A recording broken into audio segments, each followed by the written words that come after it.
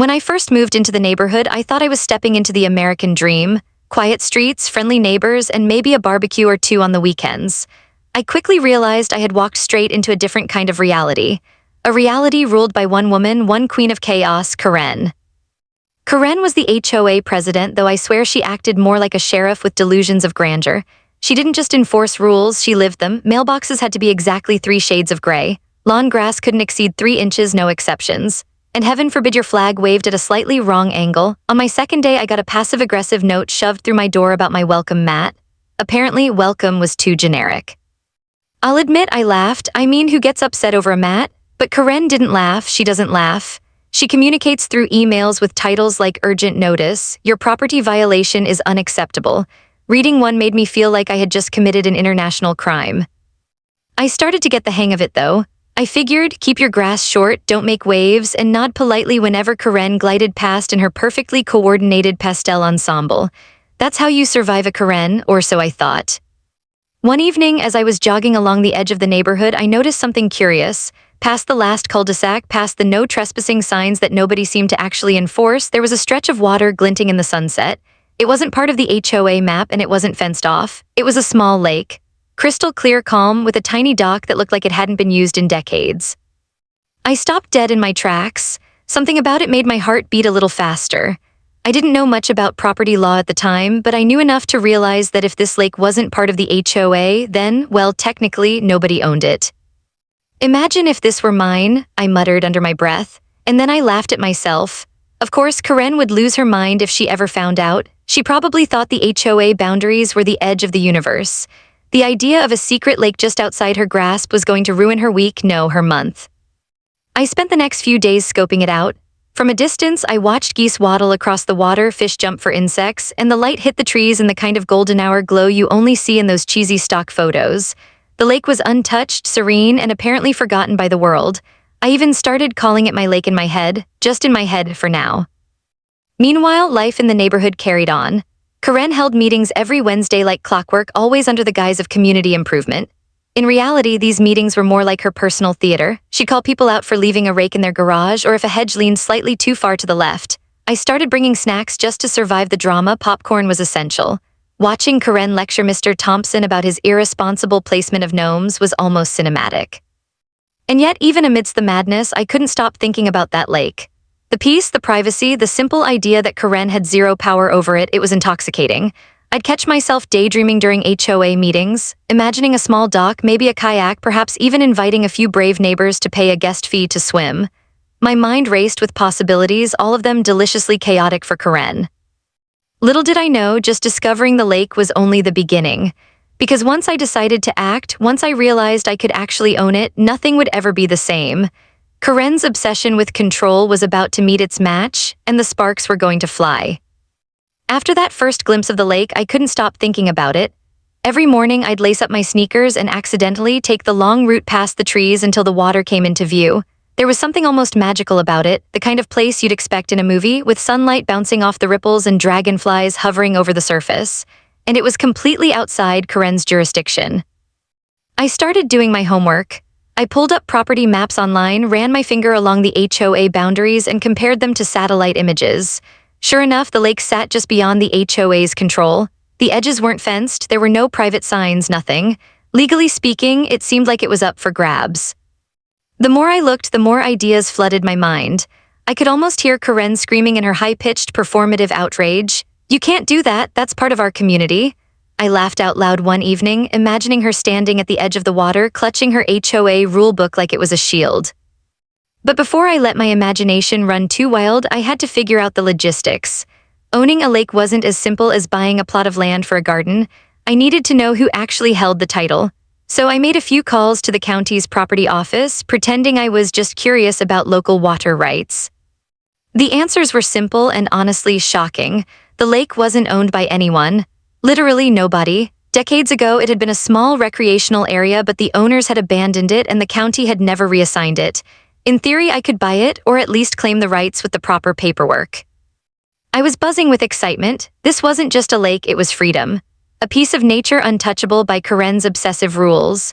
a place where I could sit on the dock, watch the sunset, and enjoy a moment of peace without someone critiquing my landscaping choices. The thought of Karen losing control over even a fraction of her kingdom made my grin impossibly wide. Then came the planning. I needed to approach this carefully. If I rushed in, word would get back to Karen, and she'd mobilize the entire HOA army to complain, threaten, or attempt some ridiculous legal loophole to stop me. I had to be smart, quiet, and strategic.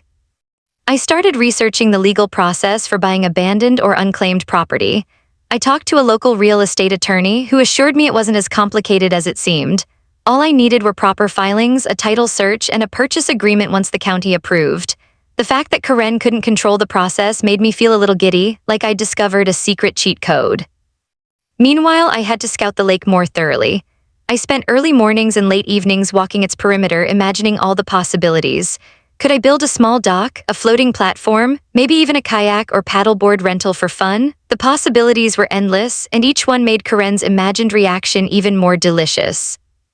Of course, I had to be careful. I couldn't let any HOA members see me acting like I owned it yet. I started wearing hooded sweatshirts, sunglasses, and even carrying a fishing pole as a disguise when I visited. I felt ridiculous, but I also felt like a secret agent on a mission. My mind raced with the fantasy of finally having something Karen couldn't control, something so utterly beyond her reach that she would be forced to accept it, whether she liked it or not. By the end of the week, I had made my decision. I wasn't just going to admire the lake from a distance. I was going to buy it. Every time I imagined Karen's face when she found out, my chest tightened with anticipation and a little wicked joy. This wasn't just a lake, it was my lake, and Karen's reign of overbearing rule was about to meet its match. As I drove home one evening, the last golden light bouncing off the water, I smiled and muttered to myself, Karen is not ready for this. And honestly, I wasn't sure if I was ready either, but the adventure had already begun. The week I decided to buy the lake felt like the longest week of my life. Every day I checked my emails, refreshed county property listings, and secretly imagined the moment I would finally own it. I called my real estate attorney, bless her, at least 3 times a day. She was calm, professional, and clearly used to clients with slightly unusual requests. Me, not so much. Just make sure all the filings are correct, she said. We don't want anyone claiming the lake after you pay for it. Don't worry, I replied, trying not to sound like I was plotting world domination. This lake is mine. I can feel it in my bones. Once the paperwork started rolling, I felt a strange combination of excitement and nervousness. Buying a lake wasn't like buying a house. It required research, title searches, environmental clearances, and some legal mumbo-jumbo that sounded like it came straight out of a fantasy novel. But I stayed focused, imagining Karen hearing the news. That mental image alone kept me awake at night. Karen storming around in heels, waving her HOA rule book like it was a sword, yelling, "You cannot do this. Lakes are community property." I signed what felt like 1,000 forms. At one point, the clerk even looked at me and asked, "Are you aware this is a lake, not a regular plot of land?" I nodded, too excited to explain the philosophical difference between a pond and my impending empire. The day I finally got confirmation from the county that the purchase was approved, I felt a rush I hadn't felt since, well, ever. I owned a lake. It was official. I literally owned a body of water just outside the HOA's borders, and no amount of Karen's whining could change that. I couldn't resist one last evening walk to the lake before fully planning my grand unveiling to the neighborhood. The water glimmered in the late afternoon sun, and I imagined all sorts of possibilities. A dock, some floating chairs, maybe even a small paddleboat rental. My thoughts kept drifting back to Karen.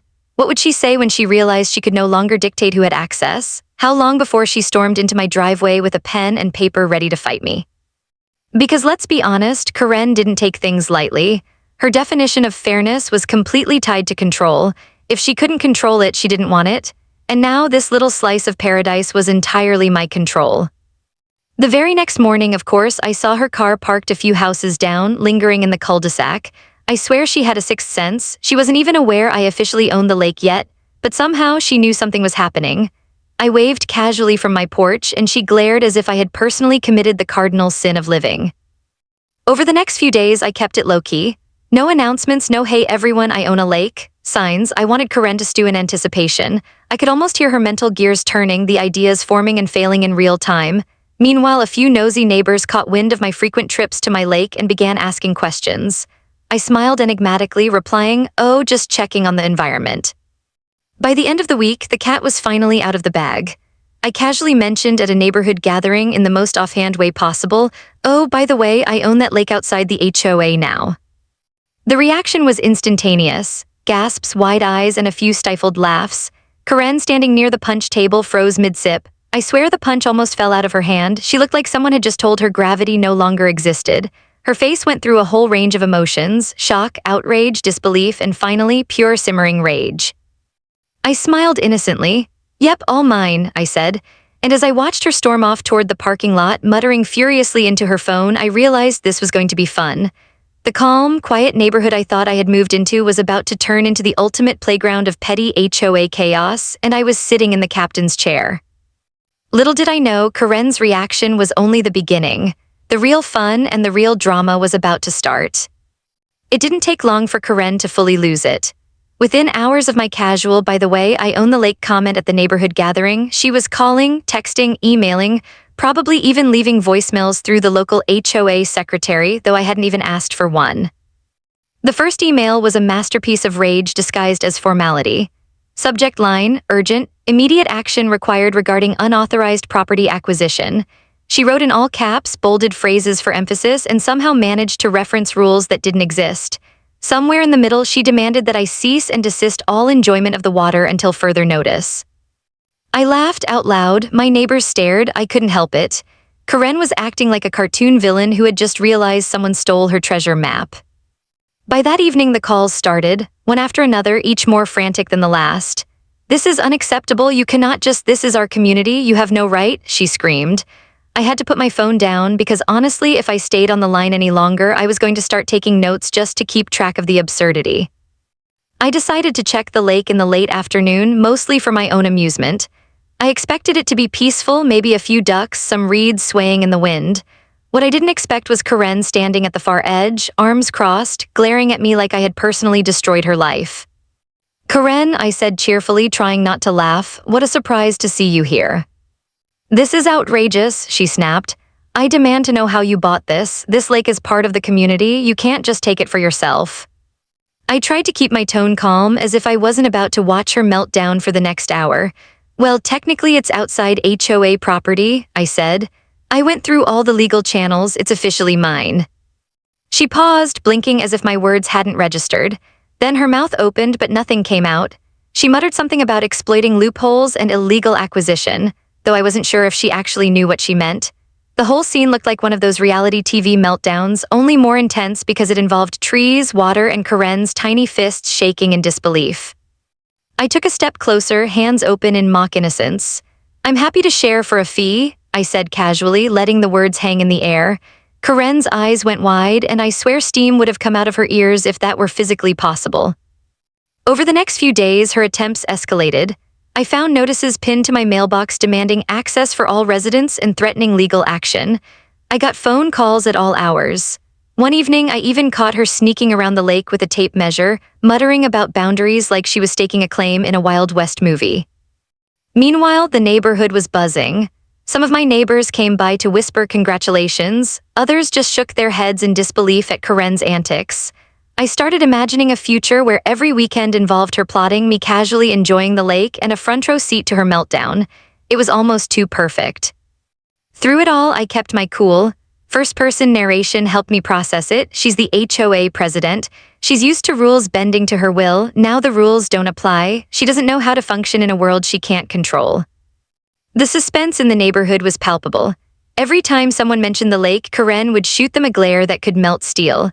I started planting small hints about my plans: kayaks, small floating platforms, maybe even a paddleboat rental, just to watch her internal gears grind to a halt. And the funniest part, Karen had no idea that this was only the beginning. Owning the lake meant I now had power she couldn't touch, and I was already planning how to take full advantage. The thought of her trying to negotiate, or even worse, pay to access a lake she had always assumed was hers by right, made me grin from ear to ear. I knew one thing for sure: Karen's freakout was just the opening act. The real drama, the chaos, and the sweet, sweet satisfaction of finally turning the tables that was coming next. After watching Karen's meltdown for a few days, I realized it was time to take things up a notch. The lake wasn't just a piece of land or water, it was now my domain, and in my domain I made the rules. The thought alone made my chest tighten with excitement. I started small. A hand-painted sign went up at the entrance, private property, lake use by permission only. Simple, unassuming, and legal. But the real kicker, I added a note underneath in smaller letters, daily fee, $250 for HOA residents. I'll admit, I grinned like a kid who just figured out how to sneak candy from the jar without getting caught. I imagined Karen reading it, her eyes popping out of her head as she tried to rationalize why she should get a free swim. The first person to test the waters literally was Karen herself. She marched down with her clipboard, waving it like a white flag she intended to conquer. "I demand access," she yelled. "I am the HOA president, I have rights." I raised an eyebrow, trying not to laugh. "Absolutely," I said sweetly. "That'll be $250 for the day, cash or check."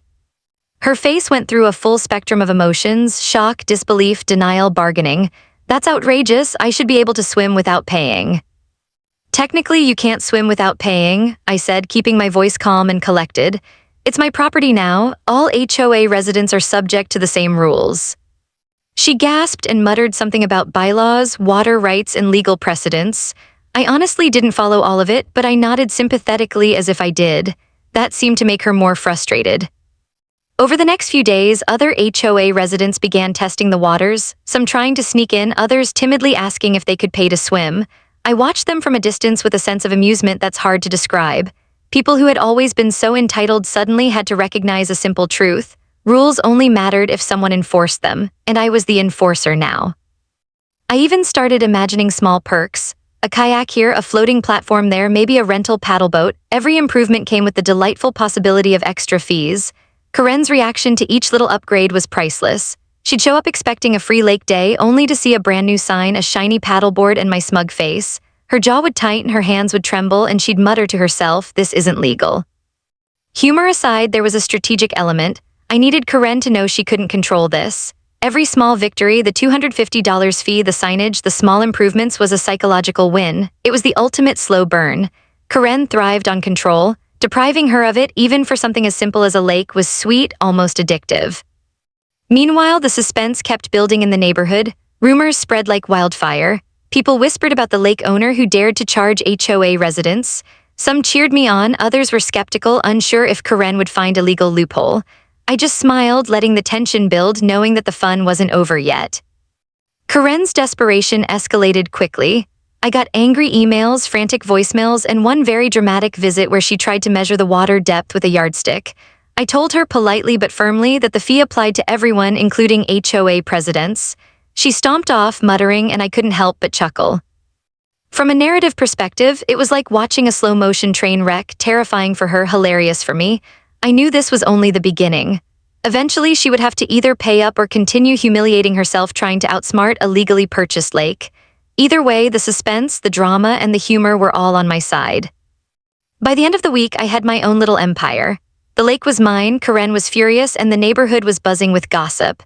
It felt incredible to be the one in control for once, the one calling the shots instead of living under endless HOA tyranny. And I knew the best part was coming, the eventual showdown where Karen would either pay her dues or go completely unhinged. Just when I thought I'd fully enjoyed my little victory, the HOA decided to escalate. Apparently, Karen wasn't content with just whining over the phone or sending furious emails. No, she wanted full-scale war. The first sign of trouble came in the form of official-looking letters. Not just one, but a stack of them pinned to my mailbox with angry precision. Each letter had more exclamation points than the last. "We demand access to the lake," one read. "This is a violation of HOA rights," claimed another. A third seemed to reference something called a Community Water Usage Precedent of 1987, which I'm pretty sure was made up. I laughed, of course. I had my own little stash of popcorn hidden in my desk drawer. Watching Karen escalate was better than any reality TV show I'd ever seen, but then things got more interesting. The next morning, I caught movement near the lake. I looked out my window and there she was, Karen along with 3 HOA members, all tiptoeing like they were trying to sneak past security cameras. They had buckets, a measuring tape, and one even had binoculars. I swear they looked like a spy team that had been dramatically miscast in a nature documentary. I decided to confront them. I walked down slowly, whistling a cheerful tune. "Morning, everyone," I called. "Oh, I didn't realize it was community workday at the lake." Karen froze, her face turning red. "This is you can't, you have no right," she sputtered. "I do," I said, grinning. It's mine, and don't forget, the $250 daily fee applies to all visitors.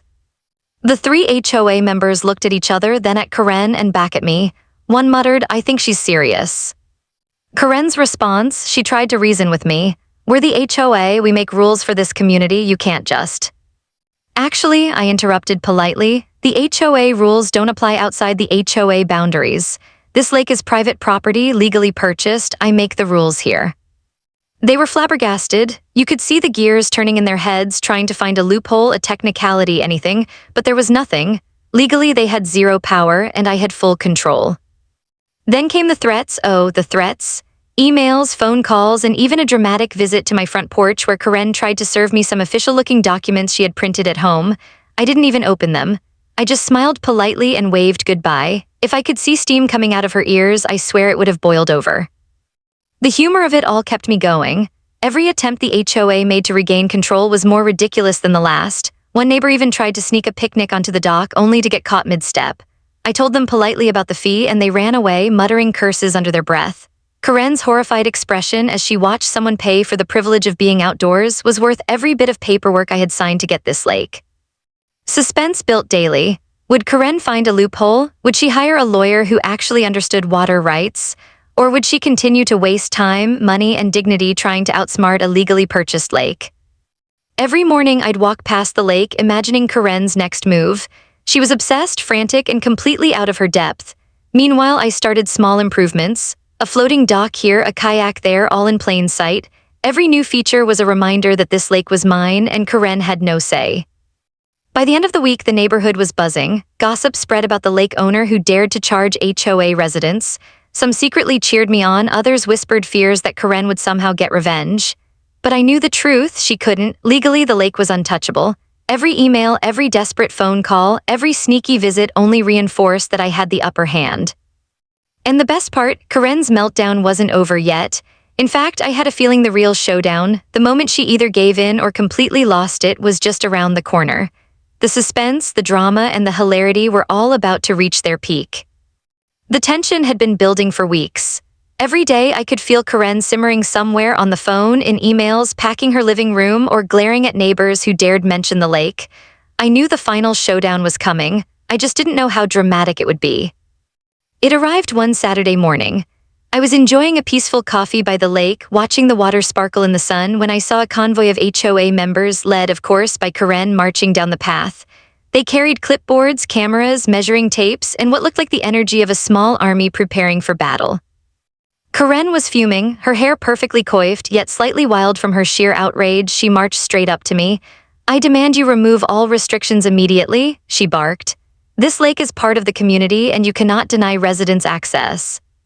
I smiled, calm as ever. "I'm happy to let them swim," I said sweetly, "but the $250 daily fee still applies."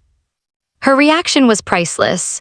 She went through a range of expressions in seconds: disbelief, horror, fury, denial, then came bargaining. "That's absurd, I should be exempt, I am the HOA president." I nodded, listening patiently. "Sorry, Karen, my rules are the same for everyone." At that moment, a few brave neighbors stepped forward, wanting to see what the fuss was about. They whispered among themselves, unsure if they should cheer, laugh, or run. One dared to ask if they could pay for a swim. I nodded, grinning, and handed them a small ledger to record their payment. Karen's face went from red to purple in a heartbeat. Then came her desperate attempt at manipulation. "I will call the lawyers," she shouted. "I'll sue you, you can't do this." I chuckled. "Go ahead, all paperwork is in order. I've got every legal document signed and approved. You'll have to actually hire someone who understands water rights." She stomped around like a tiny hurricane, her clipboard flying out of her hand at one point. A neighbor later told me it ricocheted off a tree like some sort of HOA-themed boomerang. I couldn't stop laughing. Karen was flailing, and it was glorious. Finally, she tried the ultimate move, public shamming. She yelled at the neighbors, demanding they refuse to pay the fee, claiming I was exploiting the community. But the neighbors just looked at her like she had grown horns. Some of them quietly handed me the $250 for a swim, making sure she saw every transaction. I could see the defeat in her eyes. Her grand plans to intimidate, manipulate, and bully had failed. The lake was mine, legally and morally, and every attempt she made to take control only made her look, well, ridiculous. For a moment, the neighborhood went silent, watching Karen storm off in a huff, muttering to herself, arms crossed, dignity in shambles. I couldn't help but savor the moment. All those weeks of emails, sneaky visits, and relentless HOA attempts culminated in this, her complete humiliating defeat. I decided to add a little extra flourish. I grabbed a small megaphone I'd been hiding for fun and called out, "Attention HOA residents, the lake is officially open, $250 a day or swim at your own risk." The neighbors erupted in laughter. Some even waved as they handed me checks. Karen, standing a few feet away, looked like she was trying to invent a new facial expression that captured rage, horror, and betrayal simultaneously. From that day forward, the dynamic in the neighborhood changed completely. People whispered about the lake owner who outwitted Karen, and I enjoyed a new level of quiet respect or maybe fear depending on how you looked at it. Karen still tried small schemes here and there, but nothing stuck. My lake, my rules, her meltdown had cemented it. As I sat back on the dock that afternoon, watching the water ripple gently under the sun, I couldn't stop smiling. The battle was over. The suspense had peaked. Karen's reign of HOA terror had been temporarily tamed by a little property law, some clever planning, and yes, a lot of humor. Little did she know, this was just the beginning of my adventures as the lake owner. But for now, I was content. Victory never tasted so sweet. After Karen's meltdown and the epic showdown, life in the neighborhood slowly returned to something resembling normal. Or at least normal for me. My lake, my rules, and my peace were finally established. I could sit on the dock, drink my morning coffee, and watch the water shimmer without worrying about HOA patrols or passive-aggressive notes shoved under my door. The neighbors quickly adjusted to the new reality. Some embraced it, paying the $250 fee happily, enjoying the novelty of a lake that was actually private and well-maintained. Others tiptoed around, whispering to each other about Karen's humiliation and my audacity to enforce rules in my own backyard. I didn't mind. Let them whisper. Let them imagine me as some sort of lake overlord. It was entertaining. Karen, of course, didn't give up completely. She still lurked around occasionally, peering over fences, attempting to find loopholes or trying to rally support from other HOA members. But her power had been permanently diminished. She could no longer dictate access to something she didn't own. Every failed attempt made her more frustrated, and every frustrated attempt was a reminder of the victory I had earned. I decided to make a few small improvements to the lake. A floating dock here, a few colorful paddle boards there, and even a little shaded seating area for people who were willing to pay. Each addition was carefully calculated to maximize enjoyment for guests and to drive Karen slightly more insane. Watching her mutter under her breath while glaring at the lake from afar never got old. Even I had to admit, the lake had transformed not just the property, but the entire neighborhood dynamic. People started to see that rules weren't always absolute, that sometimes ingenuity could triumph over obsession. And while Karen continued her dramatic performances, the rest of the HOA slowly began to respect boundaries. My boundaries. Humor became a daily tool. I'd leave little friendly reminders posted on the dock. Fee applies to HOA members. Karen, yes, this means you. Or private property, violators may be laughed at mercilessly. Each note was like a tiny victory, a nudge to the neighborhood that I was in charge here. One weekend, a neighbor asked if they could bring their kids for a swim. I smiled and handed over the ledger explaining the fee. The kids splashed happily while Karen glared from across the yard, arms crossed, like a disappointed teacher whose class had finally decided to ignore her entirely. The scene was almost cinematic. I couldn't help but laugh, sipping my lemonade and thinking, this is exactly how it was supposed to feel. Over time, I started reflecting on the whole experience. Owning the lake had been more than a fun prank or a way to mess with Karen, it was a lesson. Control freaks thrive on control, and the best way to deal with them is to reclaim your own space, literally and figuratively. Humor, patience, and a little clever planning had turned what could have been a stressful ordeal into one of the most entertaining chapters of my life. By the end of that summer, the lake had become a quiet oasis, a personal retreat where I could relax and enjoy the fruits of my planning. Karen still lurked occasionally, but she had learned that some things were simply beyond her reach. Meanwhile, I had new stories to share with friends, moments of amusement to reflect on, and a lake that was fully, legally, and wonderfully mine. And yes, I quietly increased the fee to $300 for holiday weekends, just for fun. Karen's calls got slightly more frantic, and the neighbors whispered with glee about the lake owner who finally put Karen in her place. Sitting on the dock one evening, watching the sun set over the water, I realized it wasn't just about winning. It was about freedom. Freedom to enjoy what I had worked for, to reclaim control over my own life, and to add a little laughter to an otherwise overbearing HOA drama. And as the last rays of sunlight danced across the lake, I muttered to myself, smiling, Karen isn't ready for what's next. Every HOA has a story on HOA Headaches. You'll hear the ones they tried to bury. Subscribe today.